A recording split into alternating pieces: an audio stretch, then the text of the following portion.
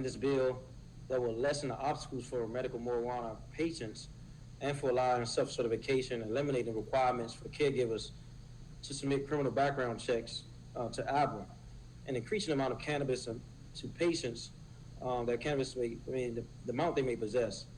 However, I'm deeply concerned about the provisions implementing civil penalties. Again, implementing civil penalties, it just gives me unrest in my spirit to know that's where we are with this bill for I-71 businesses. I've heard from people on both sides, and I do support those who have went through the rigorous processes of getting their businesses.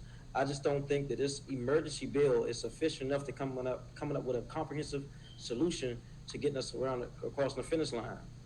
The historical racial disparities around cultivation, sale, and use of marijuana are only further aggravated by these provisions, as many as the I-71 shops are owned by, employed, and serve district black and brown residents, and those will be the residents most hurt by this bill today.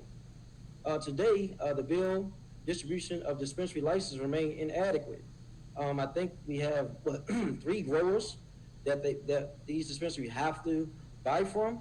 That concerns me. I think we have 7 APRA-controlled medical dispensaries in DC, and with the room for 1 more.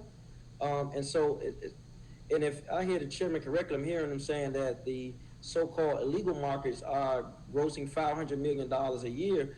This is simply not enough to address those needs, and I'm not sure where that data came from if it's not being tracked, but nonetheless, as an emergency legislation does not provide business owners with enough notice, and even amended leaves hundreds of business owners and employees out of luck and without adequate recourse. Beyond that, many district residents rely on these businesses both for affordability, location.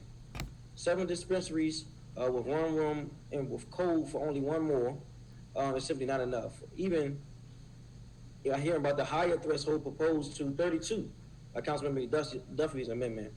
Again, I welcome increasingly access to the district medical marijuana dispensaries. We know we're limited by not being a state and the limits that the federal government is putting on the district.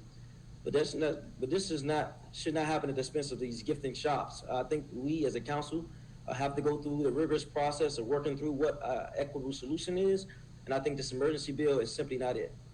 Let us remember that we serve the residents of the District of Columbia. Does this legislation best serve them? Not as a whole, in my opinion. I think that we can put more work in to create a better solution. So today, I'm going to vote no on this bill, and I look forward to my other colleagues joining me as well. Thank you. Thank you, Councilmember. Further discussion?